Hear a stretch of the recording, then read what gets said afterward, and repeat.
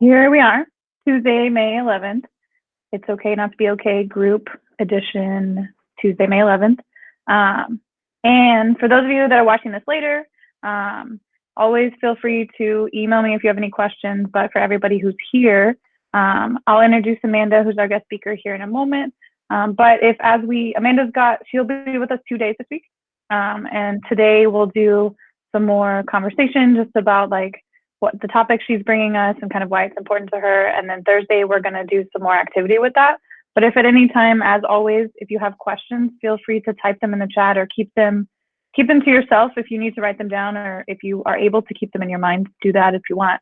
But I will make sure that at about 4:15 or 4:20, I pause in case people have joined us and want to ask questions or things like that.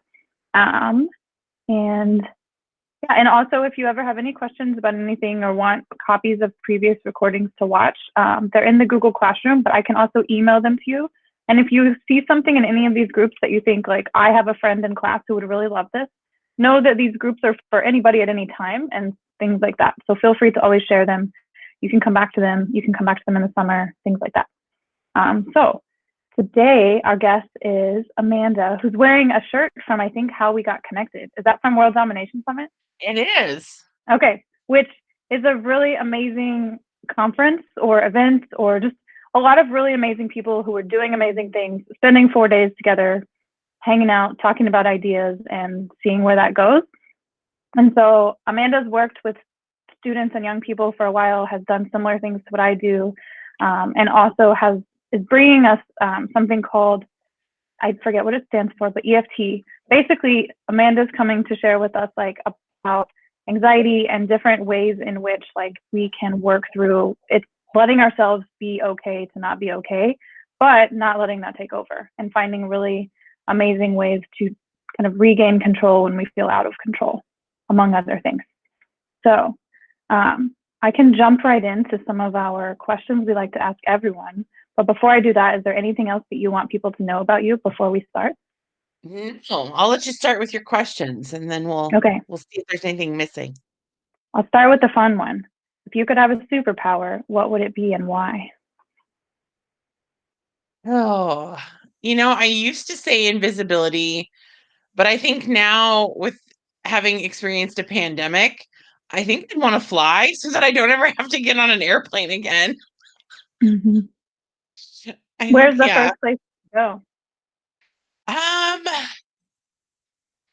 If I could just fly anywhere and not have to worry about like the safety of it, like with my superpowers, I think I'd go to Costa Rica. Mm-hmm. That's been on my bucket list for a very long time. That sounds great.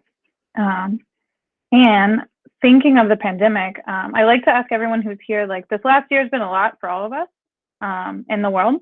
So what's something that you feel like you've learned about yourself in the last year? Well, I'm going to go ahead and be really vulnerable and honest. I actually, a couple of years ago, before the pandemic, I had social anxiety that got so bad that I was mildly agoraphobic. So I didn't really like to leave my house unless I absolutely had to. And so I had just started to recover from that and was getting really good about going back out into public when the pandemic started. So my biggest fear as COVID hit was that I would relapse into that really bad social anxiety.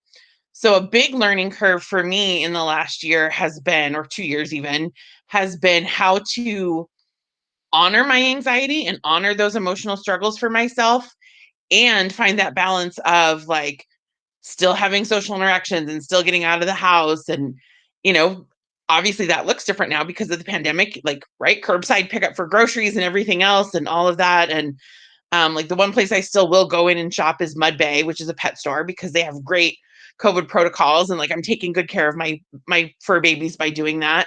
But I had to run errands today and had to kind of give myself a pep talk even today to like, go and run those errands and share that social space with people. And then it went really well. So that's been my biggest learning curve, is that, I was on this uphill trajectory of dealing with my social anxiety, and then the pandemic hit. And so I've had to really kind of figure things out in a new way the last year. Thanks for just diving right into resilience or vulnerability with people you don't know as well. And resilience is the topic I wanted to ask about next. Like, I think resilience is it means a lot of different things to different people. And I'm curious how you would define resilience. Like, what is that and what does that mean to you? Adaptability. I used to be a biology, like science nerd before I kind of got into more human services stuff. And so I had studied Darwin and evolution and all that kind of stuff. And so when I think now in the human science world and human brain world about this concept of, resiliency, I think about adaptability, right? So we've learned to adapt to our world and the situations that have come up in our world, whether that's trauma or grief and loss or a variety of things. And we have to keep going, right? We have to get up the next day and keep doing what we need to do. So that resiliency comes in that adaptability and that learning how to carry on, that learning how to keep going. So I think that's how I would define it. I mean, similar, but maybe different. Our theme of it's okay not to be okay. Tell me more about what that phrase brings up or means to you. I'm going to just go ahead and stick with being vulnerable because I think the more vulnerable I can be and set that example, that gives that space, gives permission to other people in this space. I grew up in a family where mental health issues were probably present. They definitely were present. There was a suicide and other things in my family, but we didn't talk about it. And I think I have lived the path I've lived. Part of that is to break that stigma and to say that it's okay to not be okay. And it's okay to talk about it. It's okay to be real. It's okay to be vulnerable. It's okay to put yourself out there and kind of raise your hand and say, you know what, I'm not okay today. And I could use some help or I could use some support. Or does anybody know of any resources? Right. So in fact, in my grief journey, one of the books, and it was previewed at WDS where I got my shirt from, is a book called It's Okay Not to Be Okay. And it's about grief. And I just remember seeing the postcards to promote this book. And I think that was my first time seeing that phrase being so, like public and in my face. And I was like, oh my God, I love that. I love that someone is giving public permission, basically, that it's okay if we're not okay. Because so many times, especially in our American culture, we are given 3 days bereavement. Short maternity leave, all these things. Like in these moments of need, people aren't given space to not be okay or to take care of themselves. And that is so detrimental to our society and our overall mental health and mental well being. So I love this concept of it's okay to not be okay. Let's talk about it. Mm-hmm. Let's show that, representation matters. So if we can be vulnerable and put ourselves out there and say, I'm not okay. Here's why I'm not okay. Here's what's going on. Here's what I'm doing about it, or here's what I'd like to do about it. Does anybody have any services or support? That gives other people permission to raise their hands as well and say, you know what? I'm not okay either. Thank you Mm-hmm. for speaking up because now I feel like I can speak up. Yeah. And I think especially for young people, like I know we've transitioned in the last month back to hybrid learning. So some people are here, some people are not. But in both those situations, a lot of people are feeling this pressure to go back to normal, which I have my own opinions about. But I think there is no such thing as going back to before in any situation, in any grief situation. It is Tuesday, May 11th. Tomorrow is Wednesday, May 12th. That is where we're going. And so, what would you say to teenagers who are kind of struggling with this pressure, maybe even from themselves, but this pressure that they feel to move on from something that we're still very much in and something that's been very big and impactful?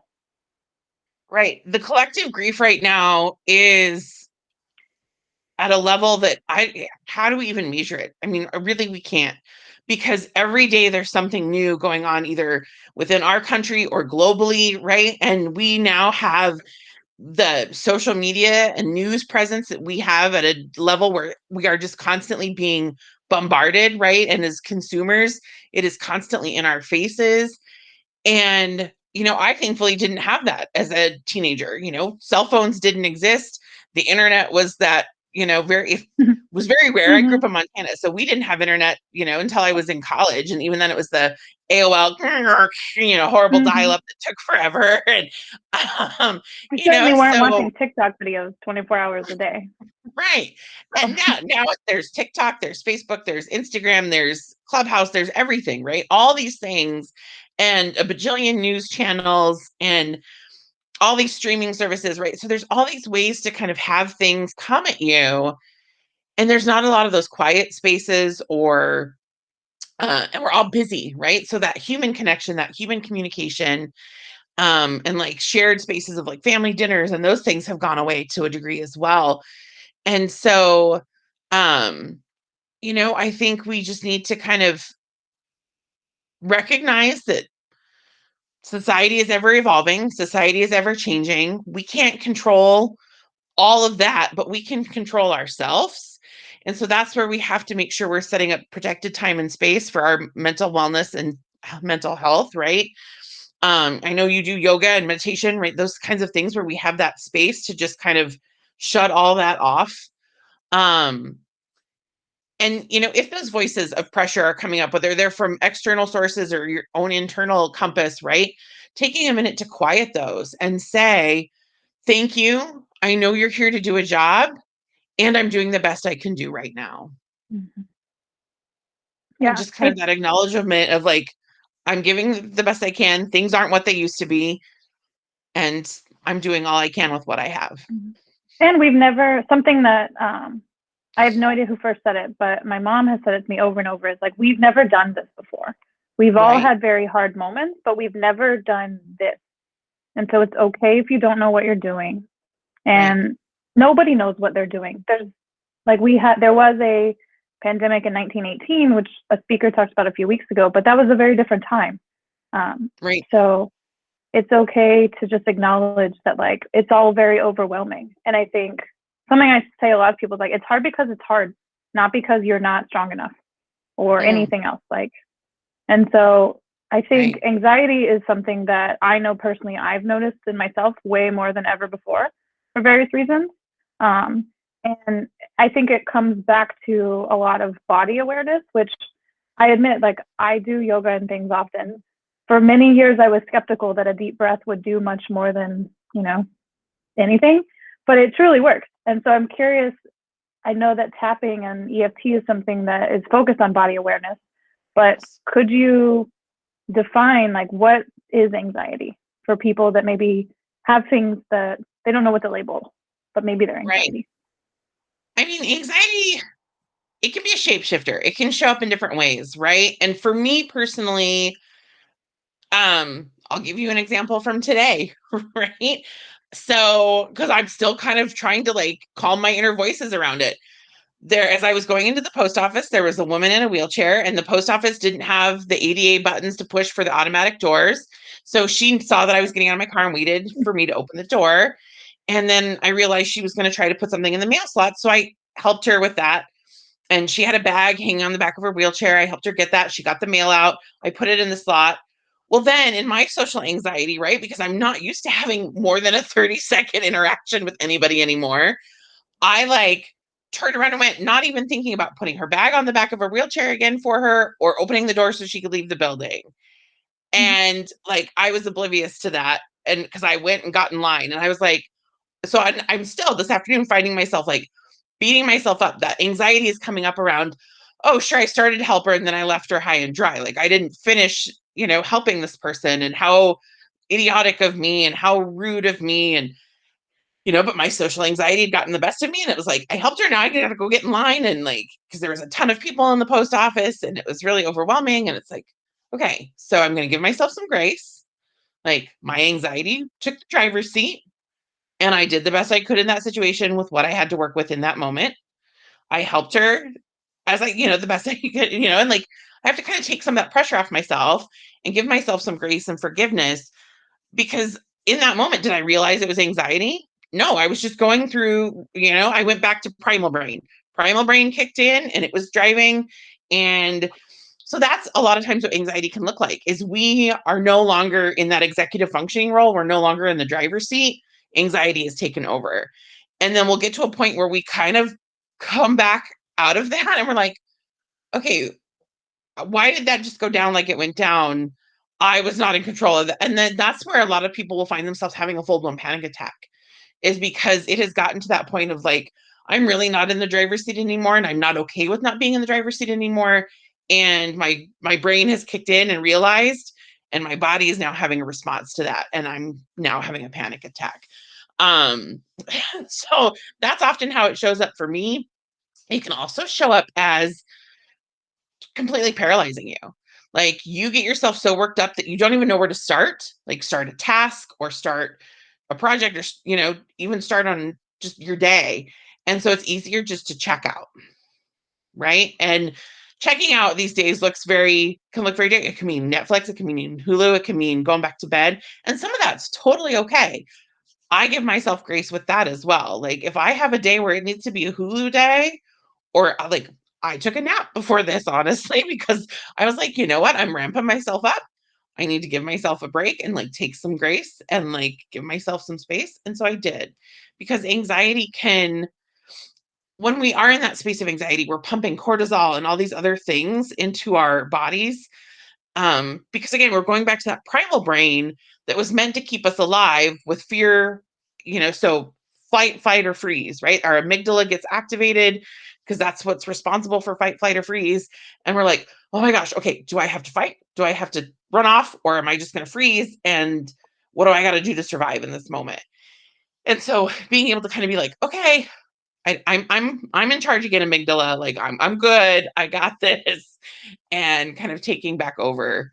Because yeah, we go back to that primal operating system that was meant to keep us safe and alive. And I think a lot of times, like, we don't we don't want to accept that it's not a problem. That's just our bodies Right. doing what they're supposed to do. Like they're supposed to help us survive. But Exactly. if we let it take over, like you're saying, if we let it take over, and if we don't have tools to know what to do in that moment. And so the tool that you'll share with us, I'm curious if you would be interested in talking about, like, how did you get interested in the work that you do, and what is the work that you do? So I've always been in mental health and social services. Um, I have my undergrad in family science and kind of tried on a few different things with that, and then landed in the mental health arena working with children and families. And I enjoyed that, but I've also done adult mental health and adult case management. I've also done emergency department, psych department mental health, and that's pretty intense. Um, so I have a knack for being able to sympathize because I have my own mental health diagnoses that I carry. And so I've been on both sides, right? I've been the professional that's educated and trained and has all the those things. And I've been the lived experience person. And so um I have that empathy of being able to just kind of hold space for people. And it's funny, especially when I worked at the ED, the emergency department, we'd have kind of, so a lot of the people, I was just on call. So I didn't always know a lot of the people that were in, and I'd get report in the morning when I'd go into for a shift, or in the evening, and they would kind of say, oh, this person, and they'd start to kind of, and I'm like, I got this. Like, no, we're going to have a good day. Like, we're not going to have any of these issues. And they'd come back for that next shift and they'd get my report. How did it go? Like anxious to hear all the like juicy tidbits of how the day fell apart or all the chaos that ensued. Right. And I'm like, oh, we had a great day. And they would just be like, how do you do this magic? And I'm like, because I treat people with dignity and respect and like human beings first. And they're like, oh, and I'm like, and I'm also like on call. So I get to go home and get a lot of like breaks in between being in this like very chaotic, high stress environment. But I realized I had a knack for just creating safe spaces and holding safe spaces within the mental health field. But I didn't want to finish I left grad school in trauma. I didn't want to go back and finish it. I didn't want to have to kind of A, spend all that money, and B, kind of jump through all the hoops. And it didn't fit anymore. And so I took some time to kind of do my own mental health healing and growing, because I had left grad school in a lot of loss and grief. And so I took time to do my healing. And then as I was ready to kind of come back into the working world, I was like, what can I do with my experience, my education, my passions? So I started out as an emotional wellness coach. And then I found a program with Cornell to get certified as a wellness counselor. And that kind of helped bring all my grad school skills back to the forefront because they were buried in trauma brain. Because that's another thing our brain does to help us stay safe is if we have anything come up in trauma, it likes to bury that away because it thinks it's doing us a favor. And so I had to go in and unbury all that learning and education. And then in all of that, I also found EFT tapping. And I happened upon a coach I knew was having another guest on as a Facebook Live. And I joined in time to like watch them get started. And it's very much like Simon says. And so I started following along and doing the tapping with them. And tears just started flowing. And I felt energy kind of shift in my body. And I felt this weight kind of lift off my shoulders. And I was like, what is this magic? I have done various types of therapy. I've done hypnotherapy. I've done all these things, EMDR, like this in 5 minutes is doing something completely way more impactful than any of those other modalities have done. I need this for my own healing and I need to know how to do this as a business. Like I need this right now in my life. So, of course, this woman was releasing her next round of training. And I was like, here's my credit card number. And it's the best decision I've ever made because I joke now, I say that I'm a very proud grad school dropout because I found the right path. And I love EFT tapping. I love what I'm doing. I'm learning the advanced method. So by the end of this month, I'll be certified as an advanced practitioner. Um, and I think it's in a modality that allows me to utilize my skills to really help people address their emotional well-being in a way that other modalities and therapies and things don't always do. And it just works really well. And not to sound braggy, but I'm pretty good at it, as I've been told. So it felt like that moment when Cinderella puts that, the glass slipper on and it's a perfect fit. I finally found my perfect fit for what I'm meant to be doing. So Yeah, that's cool. And that's one of the things that we've talked with several people around about, like finding your passion and trusting that like it might not be at the time, in the place, in the description that you think. So you kind of touched on this a little bit, but like I'm curious, what what did you do to kind of how to put it, like trust yourself that like the path is the path. I think I'm on it, but I just have to keep swimming, like Finding Nemo style, um, until you find that perfect moment. Like, how did you stay on that path when maybe you had some doubt creep in? Because I'm sure maybe at least once that happened. oh, it totally happened. Again, like I'll just keep it 100% real and vulnerable. I had no hesitation giving, Jackie my credit card and getting all excited to sign up, but there was a lag between like signing up and paying for this thing and then starting. And, as it started, I was like, oh, I'm going to have to tap with other people in the program and I'm going to have to share with these strangers like my emotions and like these deep parts of myself. But they're just learning like I'm learning. And this could get really messy and be really scary and vulnerable. And I don't know if I have the skills to do this. And I don't want to screw up and hurt somebody else. And I don't want to do any harm or do any damage. And I don't think this is right. Like I did this big spin out, very big spin out. And so I was slow to start the program and I kind of got behind. And then I was like, no, I got to do this. I've paid the money. I got to do this. Like something brought me here for a reason. Right. So I found a couple people like tapping partners in the program because we practice with other people in the program in order to get certified. Like that's how we build those skills. And I found a couple women that I was comfortable to tap with and we dove in deeper. And then I got those reflections back from those other people like, no, you're really good at this, Amanda. Like, thank you. Like, and I was like, okay, all right. And when you get that feedback, right, there's that mirroring of like, no, you're in the right place. Like, just keep going, and Mm-hmm. I totally love the Dory, like, just keep swimming. In fact, it came up in a tapping session I was doing with somebody on Monday as one of my affirmations. And we reworded it to be a little more intricate than just keep swimming. But I totally have had to just keep swimming. I've totally had to have those moments of like, all right, let's check in with the anxiety. Let's check in with the self-doubt. Let's look at those old stories and beliefs that are coming from other places and rework those. And you have to get a little vulnerable, right? I mean, especially with tapping, when you are sharing your emotions and memories and things with these people that are learning beside you, that can be really scary. And when somebody else is sharing that with you, right? Like I'm like, oh, I have to hold this space for other people's emotions. Like I don't want to do some damage, or like I don't want to do anything wrong. Needless to say, it's all worked out and it's continues to work out just beautifully. But yeah, there was definitely those moments of like having to coach myself through like continuing to go and finding other members in the program like, hey, is anybody else falling behind and struggling? Yeah, me too. You're not the only one. Okay, good. Like, let's help each other get through this. Um, because we as humans are really good at creating those moments of self-doubt and putting up our own barriers and getting in our own ways. Mhm. So, Yeah. I want to dive into like what is tapping, but before I do that, I want to time travel.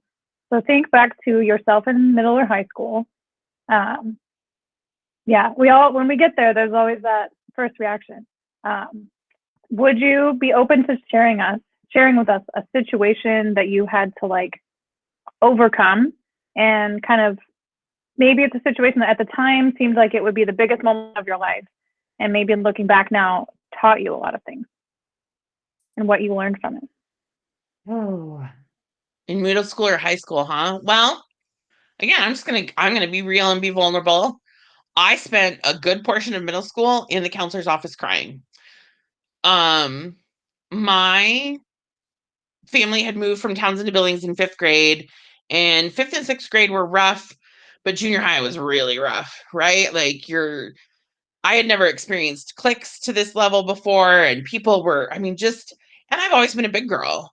So, fashion started to matter, but I couldn't find the clothes that everybody else was wearing because I was a big girl and I was in Montana. And there were not options for big girls to shop in Montana except for J.C. Penney's and things like which were very old lady.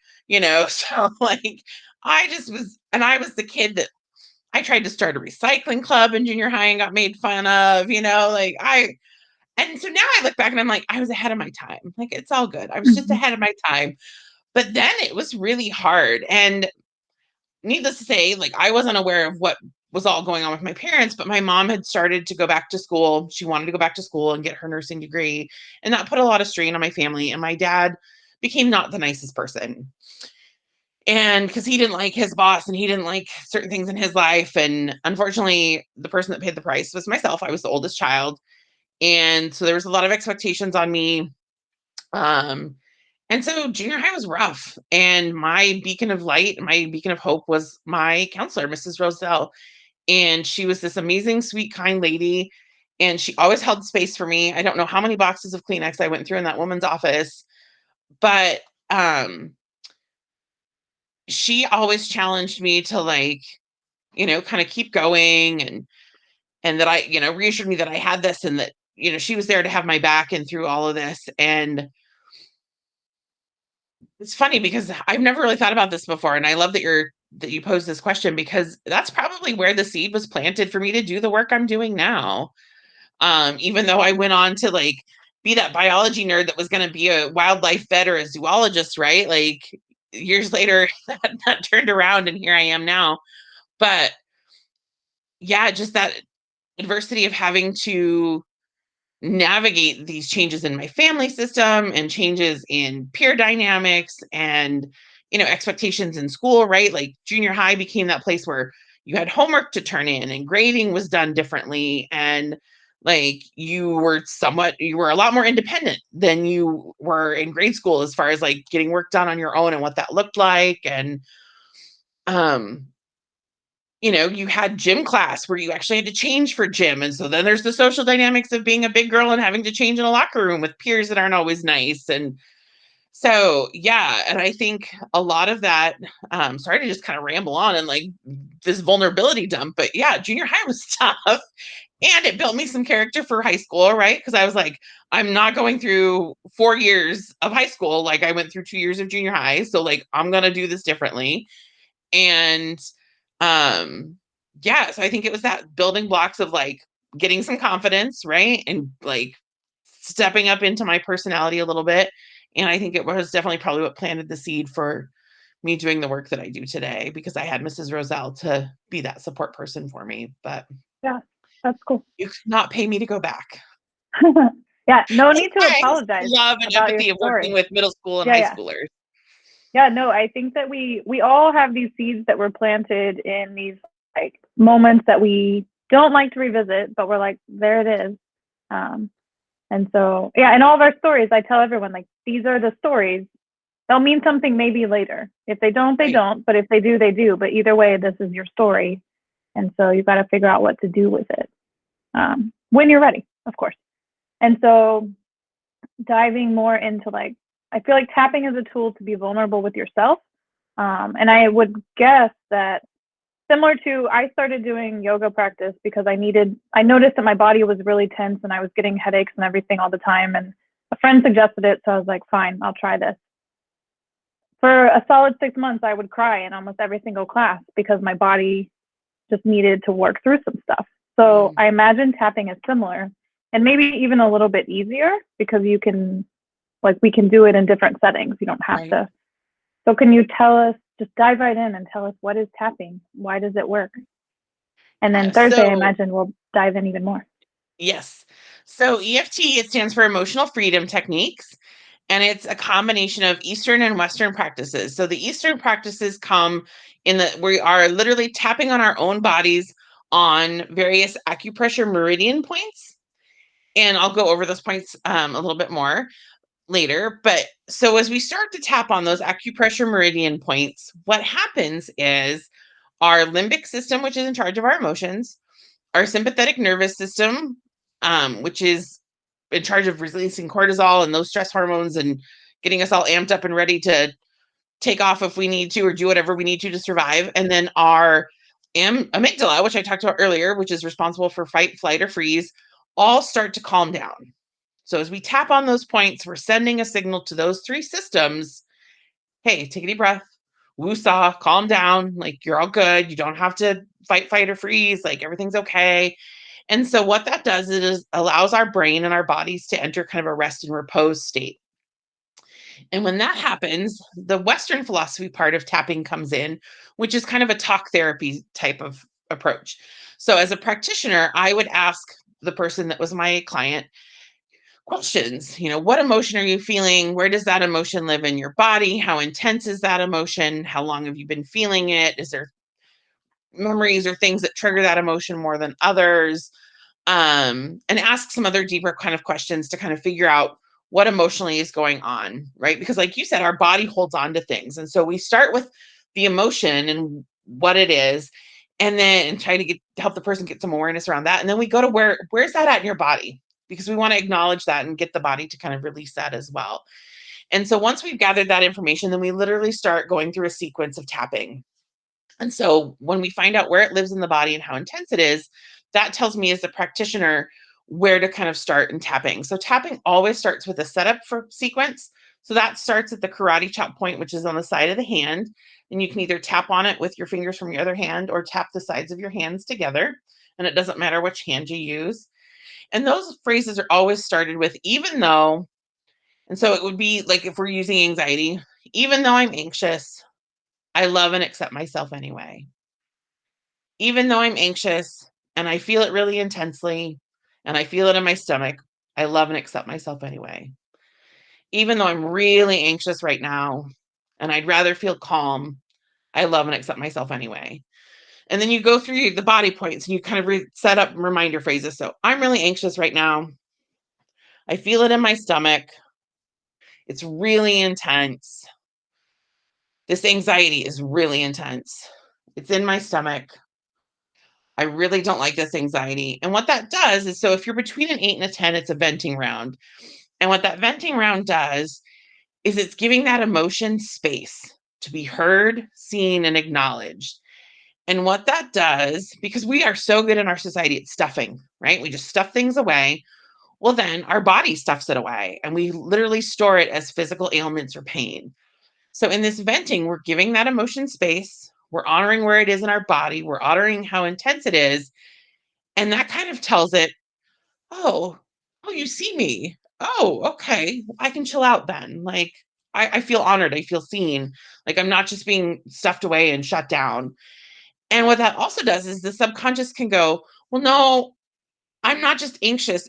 Well, this thing happened and this is where this is coming from, or this is why, or no, I'm actually really sad, or I'm actually really lonely, or right. And it can kind of like our subconscious, because we've calmed down those other systems, can then speak up and either share a memory or other emotions or thoughts that let us know where we need to go. So in tapping, we follow those things that come up. So we'll kind of do a round. I check in with the person, how is that feeling? So maybe their anxiety is now at a 6, but they've got sadness at an 8. So then we're going to tap on the sadness. So we would do the same thing on the sadness. So tapping is great because we follow whatever comes up. So we can also deal with memories. So if a memory comes up, we can either address that memory and tap on the memory, or if the memory is really uncomfortable and isn't something somebody wants to look at in that moment, we're trained on how to safely put that memory away and honor that and keep the person safe as well.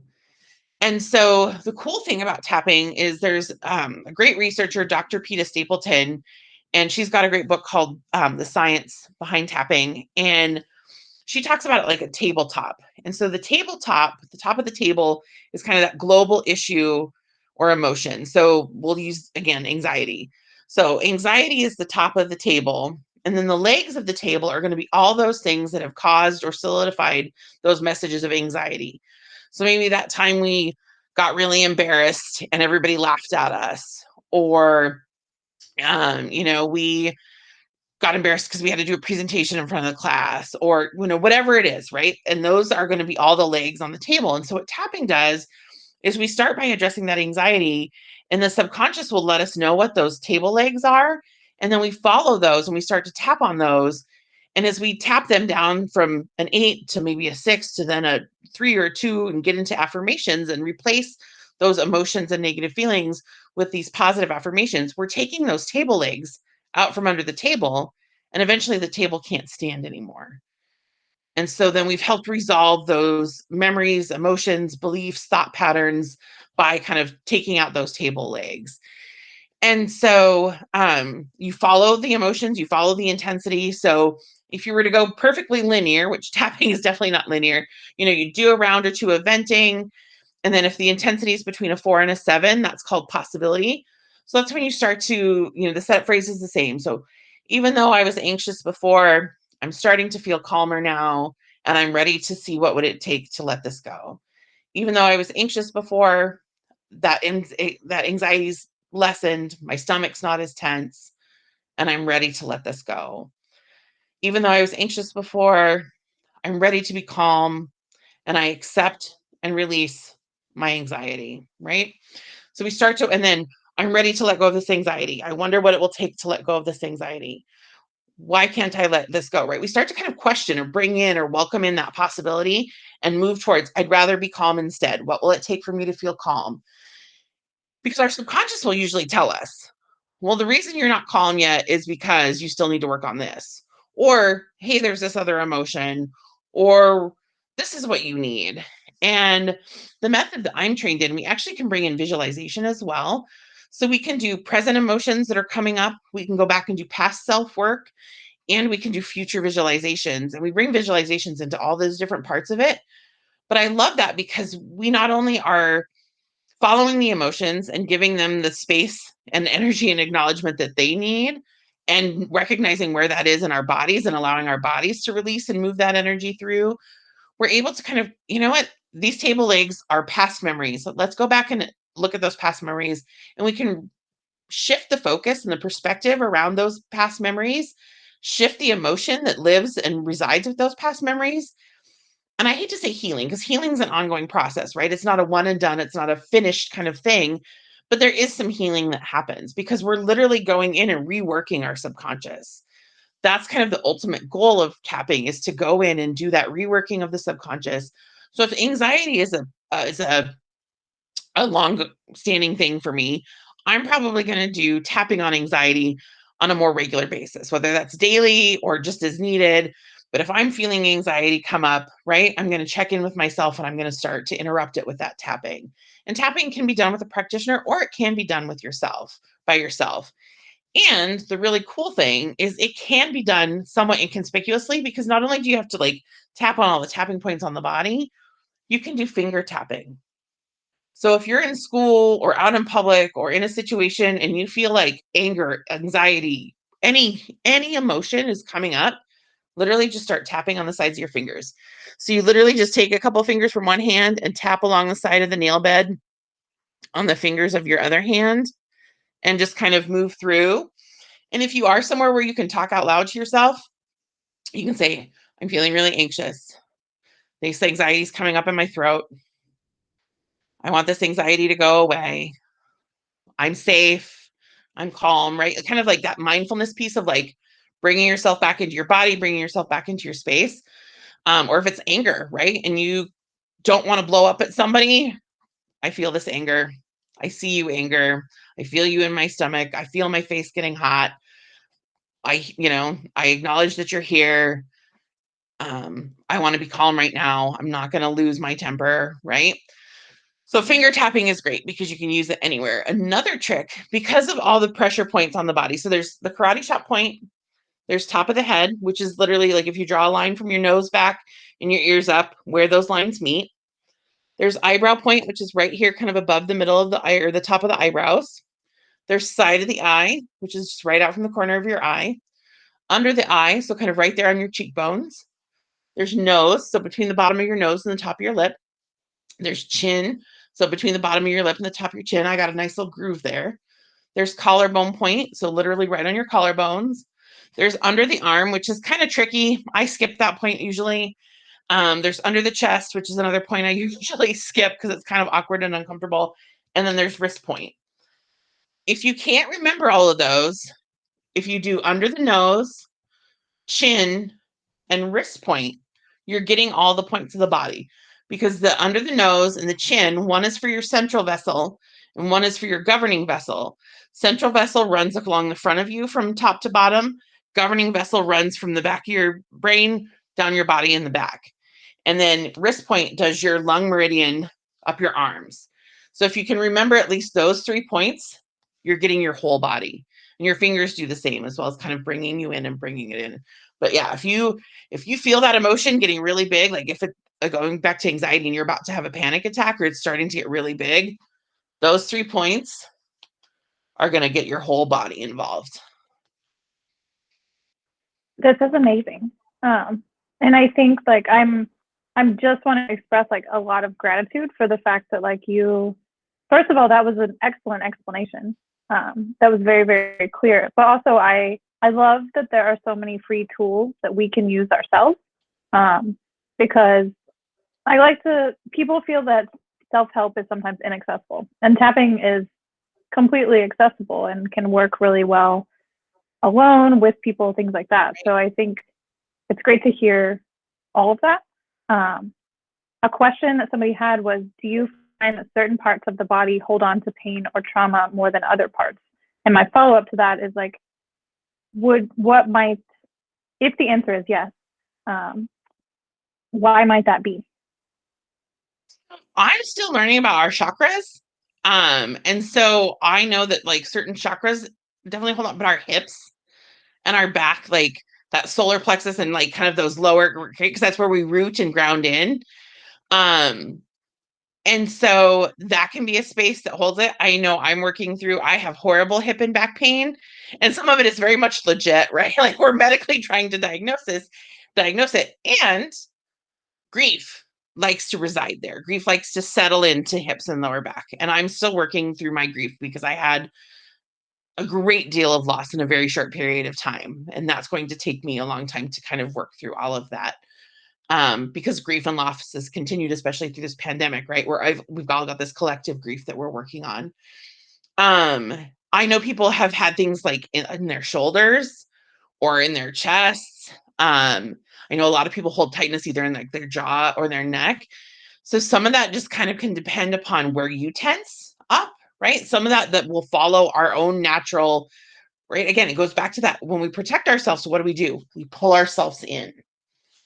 So a lot of times where that will go and settle in the body is in those muscle groups that typically help pull us in, or where we sit and ground ourselves. So again, our hips on our backs and our like upper thighs Mhm.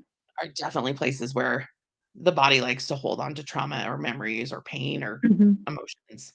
Yeah. And I would venture to guess that when you're working with people, there's tapping to kind of make it through the moments of life. And then as you mentioned, like it brings up some stuff. And so Right. sometimes what advice would you give to people if they start doing tapping and they notice that they're just crying and they can't figure out why? What would be a good next step for that person to And explore do it that? on their own. The next step, if you're recognizing that these emotions are bigger than kind of where you know what to go with, that's when you find a practitioner.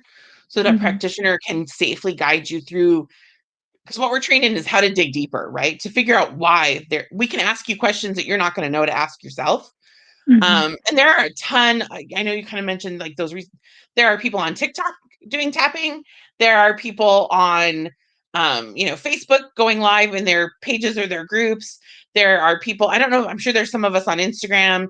Um, and then there are tons of apps, right? There are all sorts of apps out there. What I like to say is it's great to use those to kind of start, right? To get comfortable with doing the tapping. But if you're finding yourself crying, or if you're finding yourself, right, having those panic attacks, or having a lot of like resentment or bigger emotions come up, or you're finding that pain is showing up in your body and not going away, that's where you find a practitioner and kind of say, hey, like I was doing this tapping and this is where I've noticed, we're trained to kind of ask those bigger questions, dig deeper, and kind of take you through those next steps. Because our Mm-hmm. typical sessions are like 90 minutes at least, because we do that work of digging in deeper and kind of following the emotions and the pain and the memory and the Mm-hmm. whatever comes up. And I didn't mention the last stage. I realized, so you've got the venting, which is where your things are intense, or between an 8 and a 10. You kind of just need to blah, get it all out, right? And then between a 4 and a 7, you've got the possibility where you're like, hey, what is it going to take for me to let this go? Or how do I really want to feel? Or what's really going on here? And you're starting to kind of feel better. And then between a 0 and a 3 is where you bring in affirmations. And I always want to make sure I mention this stage because I love this stage. Is when you finally have gotten that emotion down in your brain and everything is calmed down enough and you're at a 3 or under. This is where we do the real work of kind of solidifying those new messages into the subconscious with affirmations. And Kimberly, have you ever heard of the I Stand for Love calendars? I have one left and I would like to send it to you. So I'll need to get an address from you because they have an affirmation on every single day. It's my friend that creates these beautiful calendars. They've got her beautiful artwork on them, but then she writes an affirmation on every single day. And so I've got hers right here above me and I love it because it helps with me as a practitioner, right? Like coming up with affirmations can get tricky, but you are using the client's language. So like in my tapping session on Monday, just keep swimming kind of popped up, but we reworked it into I am always moving forward no matter what I'm going through.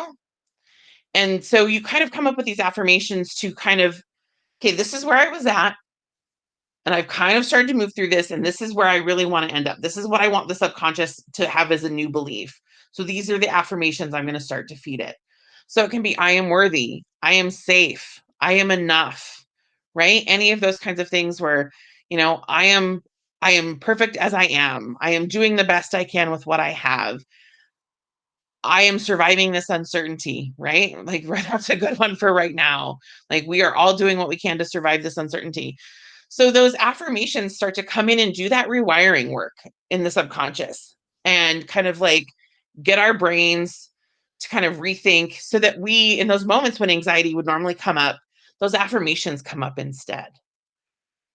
And so we have more of that control in those moments of, oh, here, oh, no, that's right. I'm safe. Mm-hmm. I'm enough. I'm good. I got this.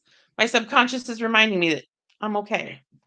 Mm-hmm. So I wanted to make sure I got that in there because that's the very important end game of tapping is to get to that space of affirmations and that Mm-hmm. rewiring of the subconscious and getting it to kind of reprogram itself so that instead of going to those negative messages and thought patterns and beliefs that we are very, very good at as human beings, especially in a society that is so hypercritical and has so many kind of messages in our face, right? That are otherwise. Mhm. Tapping is really good about building in those affirmations, and then kind of the subconscious is able to go to those as its script instead of the negative. And I love that you've got the Inside Out poster behind you, Mhm. because that's actually part of my training that I went through. Like, we look at the movie Inside Out in our training and talk about how like all emotions are valid, they all have a purpose, and like Inside Out shows kind of how those things, memories, are put into place and all that works. And tapping goes in there and honors all of that and helps kind of rewire or rework any of that that isn't working. So like where her islands fall apart, tapping could go in and kind of help her rebuild those islands. So I love that you've got the Inside Out poster, because that's a movie we actually study and look at in the program I went through, because tapping plays to those parts of our brain. Yeah, I was going to bring up kind of what I noticed in what you were saying and relating to the movie. Like we all have the marbles. Like we've all had all these experiences in life, and there's marbles. And I would guess that like tapping, like it shifts them around, and they come to the surface, and all of a sudden here's sadness taking over that control panel. And so, yeah, it's one of my favorites for a number of different reasons. So, and then Right. And affirmations, like yeah. right. And so there's that end where they realize, right, there's that core memory that has like it's half blue and half yellow. Mm-hmm. And so we can go in and like, so let's say that core memory was all blue. We can go in and we can start to shift some of that blue to that yellow, or, to whatever else it needs to be. So that's the beauty of EFT tapping and getting to that space of like bringing in those affirmations or reworking our emotions and memories, is that it does kind of shift those marbles and how either how important we file them away, or what color they show up as, or the priority or importance that we give them. Mm-hmm. Yeah. I don't know what other questions I could have. I'm just excited to try this. And so let's see. Does anyone else who's here have any questions that you want to unmute or type into the chat while I think of some? Well, a question we commonly have from someone who's not here today is, if you know about the Harry Potter houses, would you identify as a member of one specifically? I think I want to And be in what's your favorite Gryffindor. food? I think I'd want to be in Gryffindor. I think, they're a little bit rebellious and adventurous, right? And like also like they do well academic. Like I feel like I relate most to Gryffindor.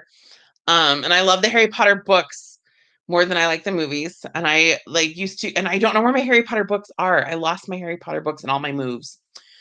Um, and what was my favorite food? Was that the other one? Yeah, it's a question that's come up almost every time. So I just like to ask as we're all deciding what we want for dinner. I like pizza and burgers, and sandwiches. And the reason I love those things is because you can always switch up what's on them to match whatever mood you're in. I feel the same way about tacos. I had carrot and cucumber tacos recently, and that was a new thing for me. I don't know if I recommend it, but I had it. So, let's see. I guess a question for me is, what do you enjoy the most when you walk through this with someone? What is like some of your favorite outcomes? This is going to sound horrible at first, but I'll explain it. Making people cry. And the reason I say that is the reason they typically end up crying is because they have that aha moment where they are seen, heard, and held in a safe way. And their subconscious has kind of said something, and I reflect something back to them. And they have that moment of, oh my goodness, this explains so much. And it unlocks that door of possibility for them to then go in and do that work. And basically, kind of, this is why it's called emotional freedom techniques. Get that freedom, right? From these things that were holding them back, these barriers that they didn't even realize were there. So I love those moments where they literally, you see the shift in their face, and then you see the tears come, and then and I kind of give them that quiet space for a minute, and then they're just like, oh my goodness, I had no idea. And for some of them, it's like, I've been holding on to this since I was 4, or and it's like, so when you can take somebody that's 30s, 40s, 50s, or even older and like have them have that moment where they're like, wow, now I can shift my entire perspective and go back and change all of these things that I've let hold me back or make me feel bad or cause anxiety, right? That is so powerful to me. And I am so blessed in getting to do this work and watch those moments happen with the people I've worked with. I feel like everyone that works with you in this and every other job you've had is probably super lucky. Because I see that question about like, how do you do this magic? Like you hold space very well. So I just want you to know that. So thank you. What's been the most challenging part of the work for you? There's a lot of things to learn. Mm-hmm. And there's a lot of kind of, I don't want to call them moving pieces, but because emotions shift and because our brain might throw us a curveball, right? You have to really learn, like, okay, if this happens, I go this way. And if this happens, I go this way. And so as a practitioner, you have to really learn to trust yourself. You have to learn the material and then learn to trust yourself. And in the advanced, it gets even trickier because we're learning parts of self-work and like going back into memories with people and like literally taking present day self and going back and meeting 4-year-old self or 10-year-old self and like reworking these memories and trying not to do more harm, right? Trying not to re-traumatize folks in these really difficult situations. And I take that very personally. I don't want to do any harm. I want to make sure that I am doing helping work instead of hurting work, right? I don't ever want to create but you know this in the world of social work, like there is the potential for harm. We're humans, we're messy, things happen.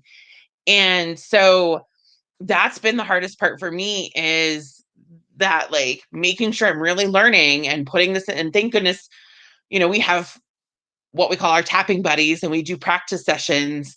And so we really help each other out. And then we have pods where the teachers come in and observe us doing this, so they don't just send us out into the world without making sure we know what we're doing.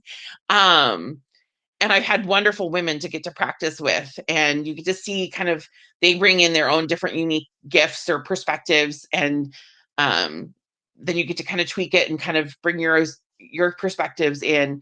But that's been the hardest part, is like, a lot of times people think traditional education, right? Like that's the route. And it's like, and they want to discredit some of these other like non-traditional or alternative paths. And it's like, no, like we put in our work, trust me. Like, I got halfway through grad school and I did that work. And then I decided to take a different path, and I still had to do work. Like it wasn't any, granted, there weren't grades and I didn't have to pay quite the same amount of money. And there wasn't, dealing with financial aid and all those headaches. But yeah, it's like, it's still, in fact, let me see if I've got this will be a visual example. This is my EFT binder. So this stack of papers, and that's not even all of it. So those are all the modules printed out. And so this is and this is mostly just the basic, like some of my advanced stuff is other places. So it's definitely a lot of learning because you're dealing with people's precious brains.